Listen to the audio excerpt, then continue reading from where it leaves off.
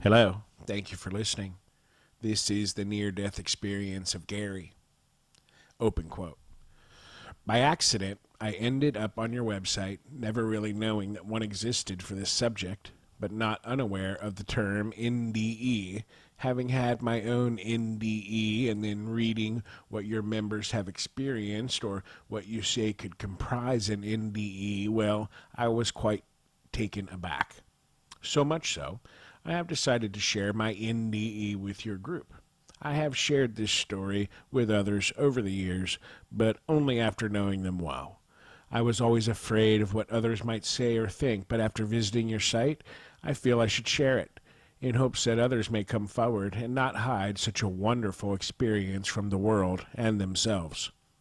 I would be very open to any kind of verification, at least to some of the things I have written here, up to and including hypnosis, something I have always wanted to do, but don't seem to make the time. Suggestions with that in mind are truly welcome. If you know of a good hypnotist that does these kinds of things, please send me their contact info. I still live in the Los Angeles area. I was 17 years old and had completed a scuba diving program back in 1972 and had been diving with a couple of high school friends on a not too regular basis. The beach we dove at, located in Corona del Mar, California. That day, as I left to go diving, my mother was really worried, as she asked me not to go diving and, in fact, asked me to give up the whole hobby. Of course, being 17 makes you immortal, so I just said, "Okay, Mom, don't worry." Our dive began like all the other ones. We were cautious, didn't really dive in more than 20 to 60 feet of water, and there were always three of us: Richard, Ricky, and me. I noticed that my primary oxygen had failed since I could not suck any air out of my regulator. I struggled with it, but gave up. It wasn't an issue since we were in about 40 feet of water and I had my air reserve valve. I pulled on the wire that led to the reserve, took a big hit of air, and on my second breath, no air. My reserve had failed. Actually, I couldn't tell you today if it was the air or the regulator that had malfunctioned. But by no means was I an expert scuba diver then or now. Because of the problem with the primary air supply, I had fallen back behind Richard and Ricky, so now I began to become afraid.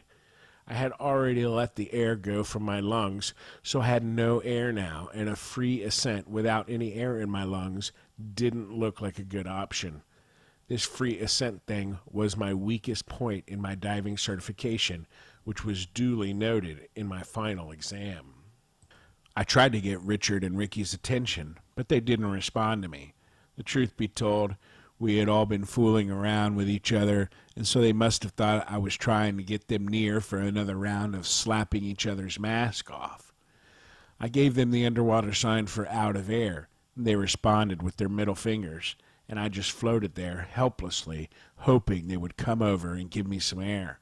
They didn't come, and now I was just focusing on trying to keep my regulator in my mouth before losing my consciousness.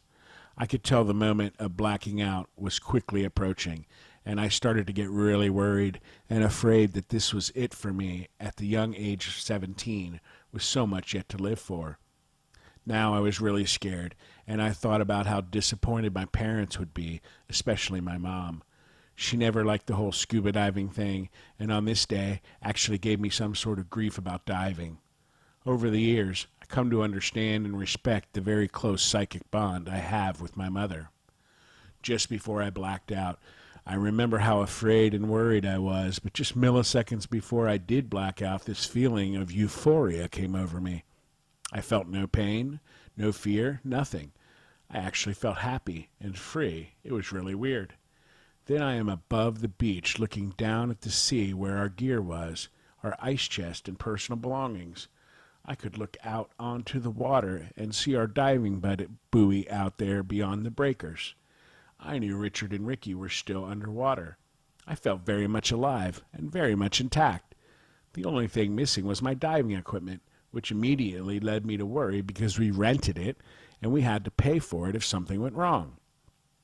But every time I worried about anything, this calmness would take over, and then I would become worry-free. To this day, I hate heights, so my attention immediately went from losing my diving gear to how I was able to fly and float. Once again, that calmness took over, the same calmness that I felt just before I lost my consciousness. I started to look around and I noticed that I was moving in a northwest direction, and now I really began to pay very strict attention to what was happening to me. I couldn't tell you if I were whole or spirit or anything like that. I felt whole and with my physical body. I had on my diving watch. I actually began to notice that I could control my movement in flight and actually stop myself when I concentrated on stopping. If I stayed or stopped too long, I would begin to vibrate really badly. With my fear of heights, well, I thought I would fall out of the sky. When I stopped concentrating on being stopped, I would again begin to move as if someone or something were in charge. I felt carefree and worry-free, but to a very extreme degree. Every time I got scared, it was immediately replaced by total happiness. It was an awesome feeling. I noticed that the direction I was traveling in would eventually take me back to my city. I remember clearly floating over Disneyland and the Knott's berry farm. It was very strange. I had the distinct feeling I was being guided by an unseen force. I could not see anyone, just the ground and the sky to the horizon. I decided to measure the amount of distance I traveled by measuring the distance with my eyes between features on the ground, then use my watch to time the distances traveled by the second hand on my watch. I don't know why I did this. I remember the feeling just came to me, and it seemed like a practical thing to do considering what was happening. Of course, this would have been a very imprecise measurement, but it just seemed to be the thing to do. Well, it didn't take long for me to realize that I couldn't really eyeball the ground accurately for distance measurements, so I became frustrated over time with the process. However, before I gave up on the project, I did observe and intuitively, I could really feel it inside, very strong feeling, concluded the following. At one point, I noticed just by luck that while I was trying to eyeball distances by looking at ground features and timing them with my watch, I noticed that my watch always remained the same ticking off seconds, linear, but the distance on the ground did not remain constant. It would vary from unequal distances, some repeating, some not repeating. My speed was not linear. It varied, but my watch did not. So that deep intuition that seemed to be with me throughout this whole experience led me to believe something was really wrong. I tried to be scared, but I couldn't. It just wouldn't take hold, and I wasn't very surprised when I entered the city I live in from the southeast. After all, this was the heading I had been on since I left the beach. I finally ended up floating above my house, wanting so very bad to drop down and walk in, but I couldn't. I did stop myself since I had been practicing that since I began the journey. There I was, floating above my home. I could feel my mother's presence in the kitchen. I could sense exactly where she stood. I could sense she had become overwhelmed with grief and was very worried about something, but I could not figure out why. I began to vibrate again, and for fear of falling out of the sky and through the roof of my house, I relaxed, and once again I began moving.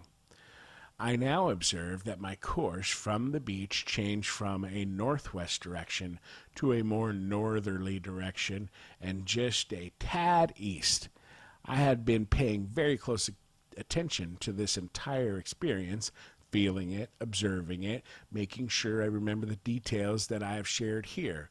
I took one look at the new direction, and I could see Rose Hill Cemetery in Whittier, California. Since I was airborne, I instinctively felt I would be crossing over the cemetery if I remained on this new course heading. I soon entered the cemetery from the south. I was surprised when I was stopped by some unseen force. Until then, all the stops had been initiated by me when I concentrated on stopping. At least that's how I felt about it, again with a very strong intuition that I was correct in these thoughts and assumptions. As I looked down, I could clearly see that I was above my family's burial plots, which were already occupied by my late grandfather and great-grandmother. There were other burial plots that were empty, but also belonged to my family. Out of nowhere, a voice said to me, "What do you think about what is going on down there?" Out on the horizon, just in front of me, was this man. Just his head appeared. He looked Hispanic, with his giant mustache. He spoke to me, and I could see his mouth move. He was fading in and out of visibility, sometimes transparent, then semi-transparent, then almost solid, but never really solid. I had the intuition that he was the one guiding me and protecting from falling out of the sky on my journey from the beach, then to my house, and then to this cemetery. I have over the years come to call him the guide.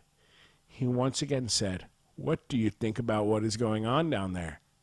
So I looked down again, and I didn't expect to see anything new, since I had been looking down at the family graves for what I thought was a long time anyway, before the guide appeared and started talking to me. When I looked this time, there was a funeral going on down there, but this funeral below wasn't there a second ago, and that I knew for sure. I was too high in the sky to really make out what was going on down below me. I knew it was a funeral because I could see the casket, but I could not make out any of the people. It was the first time I had seen people on the ground during the whole journey. I turned to the guide and said, "Can you get me any closer so I can see the people better?" He kindly responded with no, which forced me to look back down and try to figure this out by myself. I clearly remember focusing on the people standing closest to the casket when a woman who is being held by a man breaks loose of his grip. She literally threw herself onto the casket and in English and Spanish said the kinds of things a mother would say when her only son dies at the age of 17. The whole experience now became so very somber, so very real. I tried to be really disappointed, in shock, but I just couldn't get sad or worried, which helped me tremendously, as I would have freaked out if I could. But I couldn't. I looked at the guide and said, "That's my funeral, isn't it?" He responded with, "Yes." I looked down again, and now I could see my friends and the cars of those times. Many friends were there. My mom and dad were near my casket. My little sister and her boyfriend also stood near my casket. My girlfriend, who I would later marry, was also standing close by. If I could have become depressed, I would have, but I could not feel any misery, hate, pain, fear, nothing. Everything was just okay, no matter what I saw or felt. If we could all feel like that in this world, it would be a very special world. The guide then said to me, "You have to decide if you want to go or come with us." But I was too busy trying to feel something about my own funeral, and I couldn't feel anything. The guide once again said, "You have to decide if you want to go or come with us." Not being able to feel any fear or anything didn't prevent me from being snippy with the guide, so I said to him, "You have said that twice now. You have used the word us twice. Is it just you and me here? What do you mean when you say us?" I said in a snippy voice. At that exact second, a land appears behind the guide, a beautiful land like no other I have ever seen in my life. I have traveled to many places here on earth, but have yet to find a place where the plants and trees glowed like they did in this place. It was like a beautiful tropical jungle. I could see birds flying with 3 distinctly separate tails, not like the birds I had seen here on earth. I could see plants and trees that made no sense to me. It was so beautiful, so peaceful, and very bright. Everything was bright and alive. By now, I was beginning to understand what was going on here. I know now it isn't anything earthly that I am looking at, or for that matter, experiencing. I began to make observations once again. I noticed that the second this land appears, it was separated by a deep canyon. The guide and I were on one side, and this tropical paradise was on the other. To the degree I could get worried, I was concerned that I could feel this place calling my cells to cross the canyon. Actually, it felt more like my atoms were being pulled or attracted to this place. Instinct told me if I crossed the crevice, I could not come back. Yet this place called my every being. I wanted to go there very badly, but I knew if I did, I couldn't come back. I thought of how this would affect my sister, my parents, my girlfriend, and my friends if I chose to cross. I thought about never being a father or having children. I was only 17 and I wanted to experience more of life. So I continued to concentrate on not letting one single atom or cell cross the divide that was before me. Yet I had this uneasy feeling that I belonged there, that I originated there, that this place was my home, and everything came from there, seen and unseen. I really wanted to be there, go there, but I knew there were consequences if I crossed the divide. My intuition during this entire experience was my only guide, and yet I always felt that I had been there before anyway. The guide said it again. You have to decide if you want to go or come with us. I looked at him and I said, why do you keep saying us? It is just the two of us here. At that second, from behind this magnificent land, a man walks down from the sky as if there were invisible stairs. I could see him taking steps downward, but he never really touched the ground. He seemed to float and never really came in contact with what I would have perceived to be the floor or ground. His movement in this way appeared to me as being not very natural, and I noticed that unlike my guide, he was solid. I could not see through him. While I struggled throughout this experience to fully understand it, figure things out, which I did very slowly, it didn't take me very long to figure out who just walked down from the sky. It was Jesus Christ, which these days I call the divinity figure, trying to keep it non-denominational. Well, I knew it was just because I knew it. He looked somewhat like all the pictures I had seen on Earth of him, but then not exactly like all the pictures. It was a pretty awesome feeling to be looking right at Jesus Christ, the Son of God, as he is known here on Earth. He was dressed in this long robe, which was blue. He was a slender man being, much more handsome than ever depicted in his pictures on Earth. His hair was a loose, curly, golden, blonde-haired person, kind of long, but not too long. Just one look at him, and you felt like he was your family, your father. My cells and atoms wanted to fly right over there and hug him, but I knew if I crossed that canyon, it would be a pretty permanent journey. My instincts were what prevented me from crossing the canyon. Intuitively, I knew what would happen if I crossed. I wanted to keep my options open if there was any such thing. Many times over the last 33 years, I have thought if I had the chance again, would I jump at it? So many times I have thought, why didn't you go for it, dude? You missed the journey of a lifetime. It is hard to describe, but it seemed like we just looked at each other for what seemed to be hours. The first second I saw him, I knew he knew everything about me, my past, my present, my future. I had the feeling of being worthless, or maybe better said, mundane. I could feel and sense there was nothing I could say to this being that he didn't already know. I could feel him inside my head. I could feel his thought just slightly ahead of everything I was feeling and thinking. I really wanted to go with him, but I was already planning my excuses not to go. I felt bad because I could feel him in my head, and I could feel I could not deceive this being in any way or in any thought. It was just like they said on Earth. He was all-knowing, all-seeing, and you could feel it. But he seemed so very relaxed, very forgiving as well. I had many feelings while we just stood there, looking at each other. Jesus then said to me, "You must decide if you're coming with us or would like to go back." It was then I realized the most amazing thing in my entire life. He was speaking directly into my head, and his lips never ever moved. I could feel it coming out of his head and into mine. His ears were never used. My ears were never used when I communicated with him.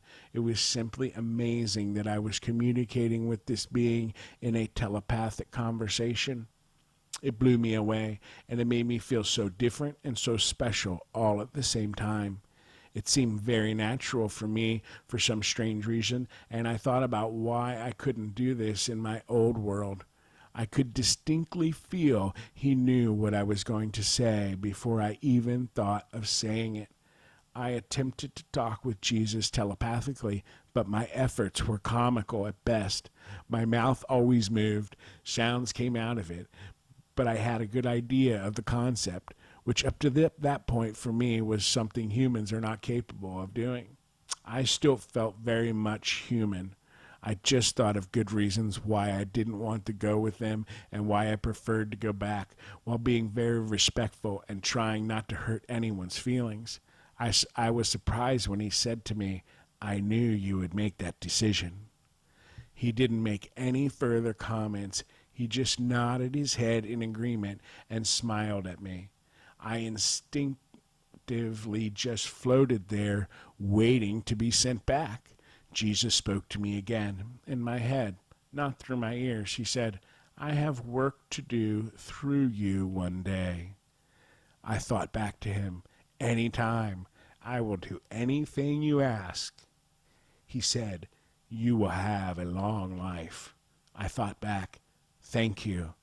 As he turned away again, I noticed he didn't seem to touch the ground. Boom. There I was, back in the water with Richard and Ricky, so close with these looks of extreme fear in their faces. That gave me the chance to rip their regulators right out of their mouths and breathe and breathe and breathe. We then began to all share the air and start upward to the surface. Once on the beach, I just lay there, blown away by what had happened, in total disbelief of what I had just experienced. Very emotionally moved, yet calm, and feeling pretty lucky that I was back in this world. I asked Richard and Ricky what had happened, and they told me. They had turned around to come back for me since I had fallen behind them a little too far. Once they came back to me, they said I started to change colors. I went from a light brown to a blue, then a deep blue, and then a dull gray.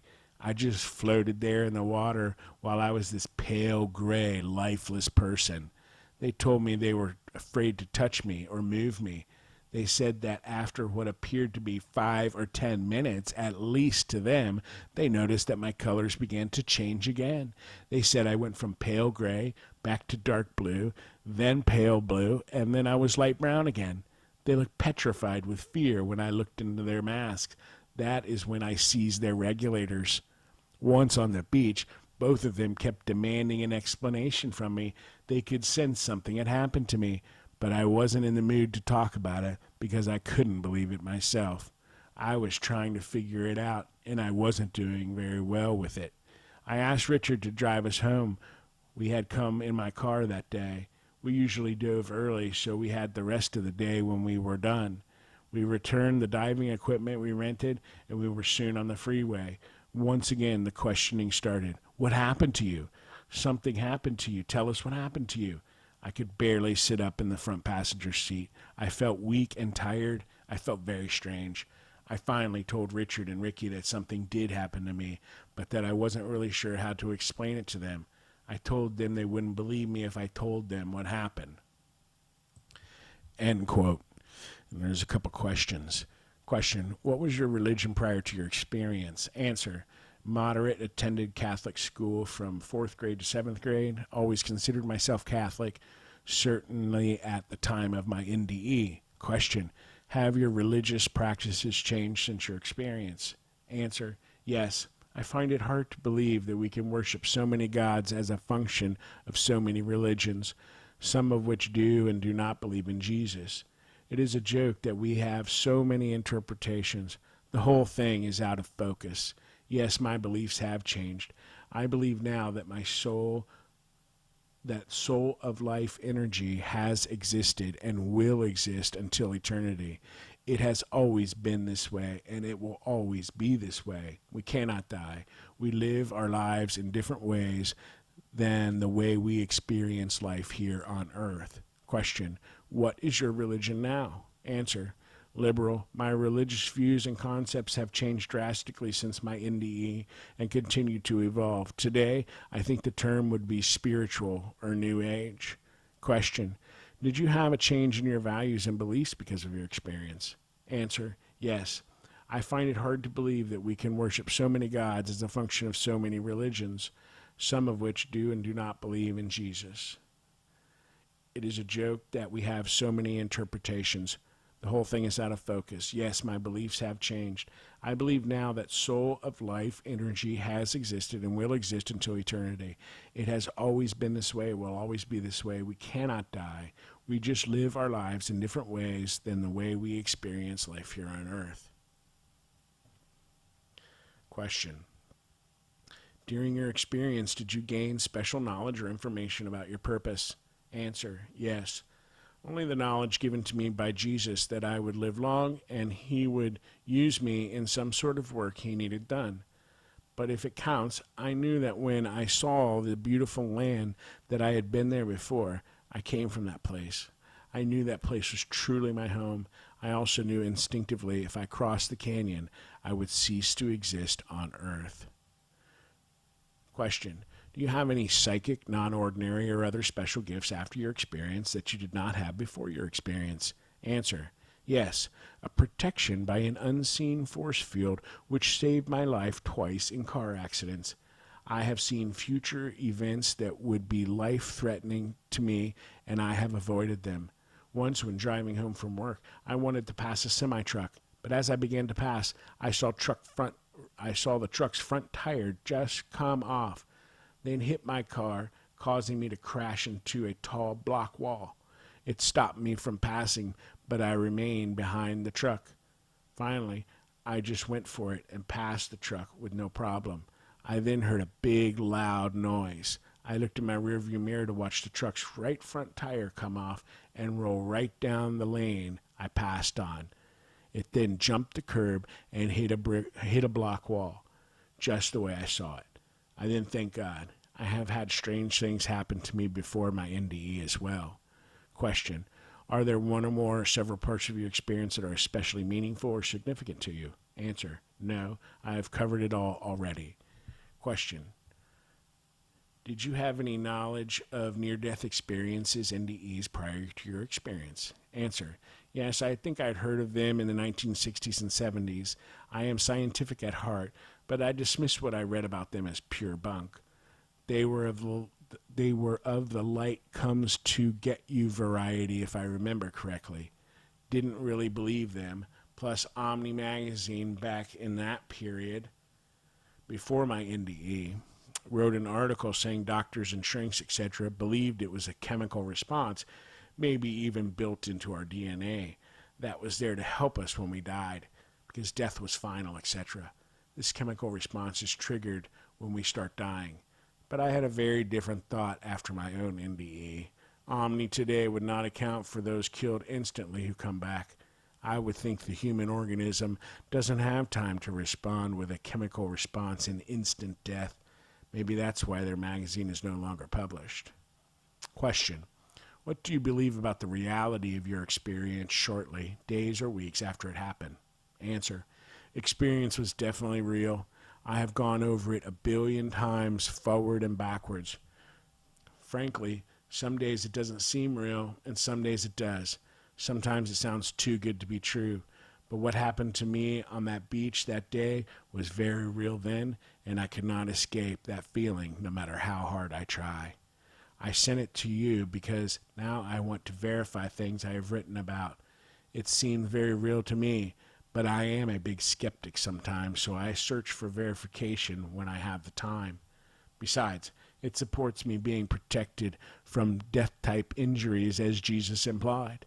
It supports that after 50 years of living, I have no surgeries. I believe the NDE supports life after death in a much different format.